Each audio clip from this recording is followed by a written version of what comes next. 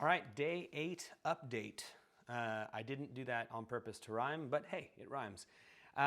It's been 8 days of this no yell challenge, and I'm realizing a lot. I have only lost $5, and that was within the first 5 minutes, 10 minutes. I lost it to my second son, of course, because he's the one.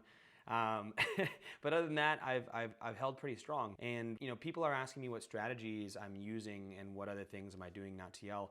And I feel like I do have an unfair advantage in all this. My boys are really good kids, and I don't yell all too often, as I said in the other video. But reactionary wise, there would be times where things would go wrong and I would go straight to yelling, straight to anger.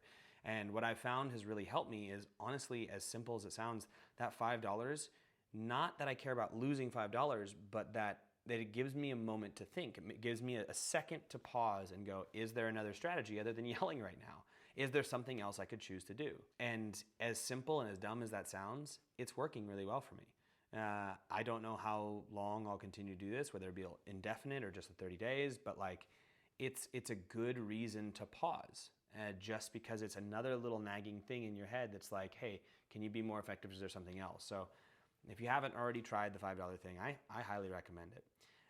The other thing that's really helpful for me and my family in overcoming some of these more difficult situations is we have pretty set boundaries ahead of time of like, this is unacceptable and this is acceptable when it comes to how we treat each other. And that's a two-way street, them to me and me to them. I can't go doing something to them that I'm telling them not to do to somebody else. That doesn't work.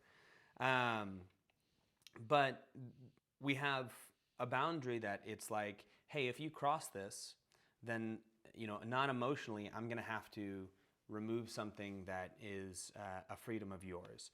And because I'm the parent, that is my role. And so the less emotional I am about that interaction, the better it's gone.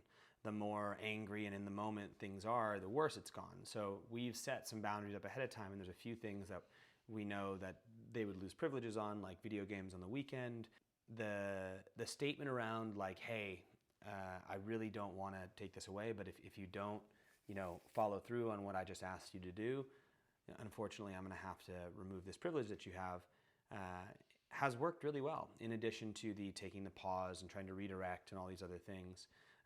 But that's a strategy that's helped with us. And again, I feel like I'm in a bit of an unfair advantage because my kids started out really amazing. Also, I'm in a good place as a person.